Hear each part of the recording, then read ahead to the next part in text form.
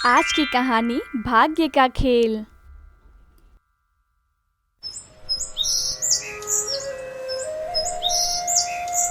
हिरण देश के राजा मदन राय के बेटे राजकुमार इंद्रपाल को एक दिन अचानक से एक सांप ने डस लिया। राजकुमार सांप के जहर से मरे तो नहीं, लेकिन उसका जहर ऐसे फैला कि वो ना तो कुछ करने योग्य रहे और ना ही उनका मन किसी और काम में करने को लगता।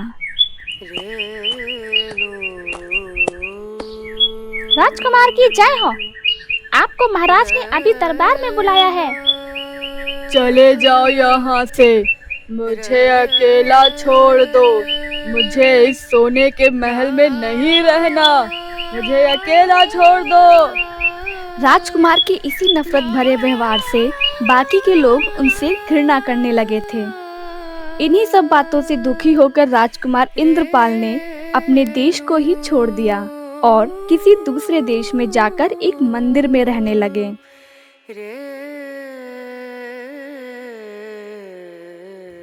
वहां पर लोगों से भिक्षा मांगकर अपना पेट पालते थे।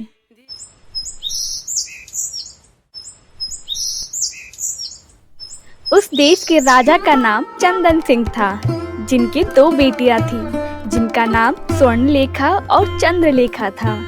वे रोज सुबह उठकर सूर्य को नमस्कार करती थी। महाराज की जय हो, जिनकी कृपा से सारे सुख मिलते हैं। हे सूर्यदेव, आपकी कृपा से जो हमारे भाग्य में लिखा है वह सब हमें प्राप्त हो रहा है। चंद्रलेखा, ये तुम क्या कह रही हो? तुम्हें जो प्राप्त हुआ है वो तुम्हारे भाग्य से प्राप्त हुआ है, जबकि हम तुम्हारे पिता के साथ साथ राजा भी हैं। तुम्हें तो हमारा धन्यवाद करना चाहिए, ना कि सूर्यदेव का। क्षमा कीजिए पिताजी, लेकिन यह सत्य है कि भाग्य में जो लिखा है वही हमें प्राप्त होता है। मंत्री जी। जी महाराज। इस मूर्ख चंद्रलेखा को महल से निकालकर किसी विदेशी भिखारी के पल्ले बांध दो, फिर इसे पता चलेगा कि ये भाग्य का दिया सुख पाती है या हमारा।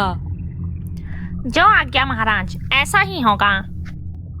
ये कहकर मंत्री जी चंद्रलेखा को लेकर उसी मंदिर में गए जहां सांप का डसा बीमार राजकुमार भीख मांग रहा था। राजकुमारी चंद्रलेखा का साधारण सा विवाह उसी लड़के से कर दिया गया। मैं जानती हूँ, विवाह के बाद पति ही उसका परमेश्वर होता है। यही संस्कार मुझे मेरी माँ ने दिए थे। राजकुमारी चंद्रलेखा राजकुमार चंद्रपाल को मंदिर से जंगल में एक बहुत बड़े तालाब के किनारे ले गई। वहीं पर एक छोटी सी झोपड़ी बनाकर वे पति पत्नी रहने लगे।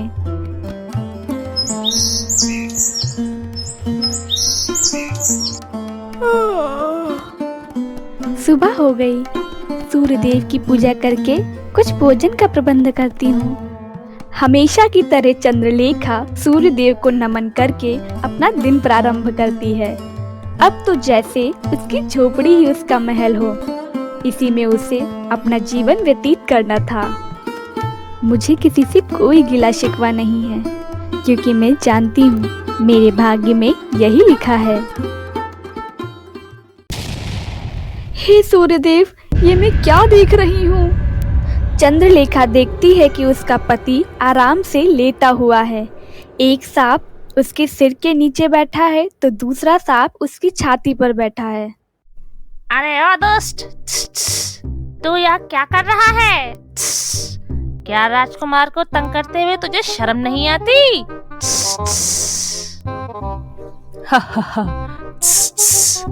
अरे तू मुझसे क्या कह रहा है? तूने भी तो अपने बिल में रखे सोने को गंदा करके रखा है। दोनों सांप एक दूसरे के भेद खोलने लगते हैं। क्या तुझे नहीं पता तेरी मौत कांजी पीने से ही हो जाती है? अच्छा फिर क्या, तेरी मौत तो गर्म पानी पीने से ही हो जाती है। दूर दरवाजे के पीछे खड़ी चंद्रलेखा ने दोनों सांपों के भेद जान लिए थे।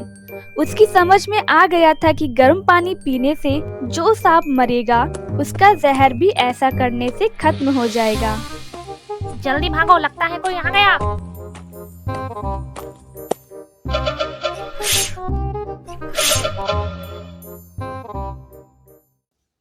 स्वामी कैसे हैं आप? चलिए मैं आपको अंदर ले चलती हूँ।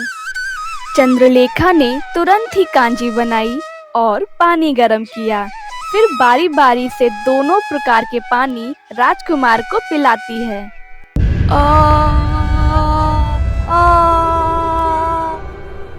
स्वामी आप ठीक तो हैं? मुझे आखिर क्या हुआ था? मैं कहाँ हूँ? राजकुमारी चंद्रलेखा सारा माजरा राजकुमार को बताती है।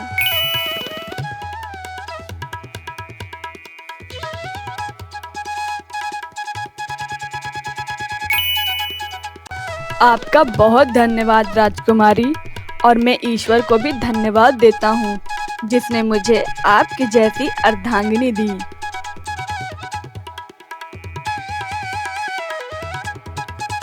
अपने पति के अंदर से सारा जहर निकालने के बाद चंद्रलेखा अपने पति के साथ सांपों के बिलों को खोदा तो उन्हें उसमें सोने और चांदी का बहुत बड़ा खजाना मिला।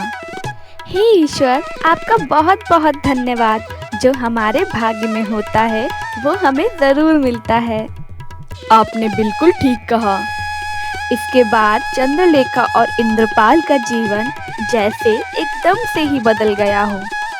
उसी जंगल में उन्होंने अपना राज्य स्थापित किया। कुछ ही दिनों में पड़ोसी राज्य से लोग वहां आकर बसने लगे। चलो चलो, नए राज्य के राजा रानी बहुत दयालु हैं, जल्दी जल्दी चलो। दोनों राजा रानी बन गए और अपनी प्रजा के सुख सुविधा का ध्यान रखते। उन दोनों की इच्छा थी कि उनकी प्रजा सबसे अधिक सुख पाए। महाराज, आपने हमें जो जमीनें दी हैं उससे अब हम अपने बच्चों और परिवार का पेट पाल पाएंगे। बोलो महाराज इंद्रपाल की जय। जय। महारानी चंद्रलेखा की जय। किसानों को मुफ्त जमीन दी गई। हर किसान को सरकारी खजाने से कर्ज दिया गया। पड़ोसी देश के राजा को जब यह पता चला कि उनके प्रजा उनका देश छोड़कर पड़ोस के राज्य में बसेरा कर रहे हैं, तो राजा चंद्र सिंह यह देखने के लिए स्वयं उस राज्य में गए। ये मैं क्या देख रहा हूँ? मेरी बेटी इस राज्य की महारानी है। चंद्रलेखा के पिता राजा चंदन सिंह ये देखकर स्वयं को लज्जित पाते हैं। बेटी, तुम बिल्कुल ठीक कहती थी। नसीब बड़ा है।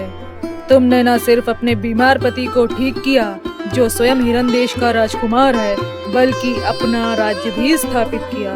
तुम दोनों को मेरा नमन है। महाराजा इंद्रपाल सिंह की जय। महारानी चंद्रलेखा की जय। आपको हमारी कहानी कैसी लगी कमेंट्स में जरूर बताइए और लाइक और सब्सक्राइब करना ना भूलिए। Thank you.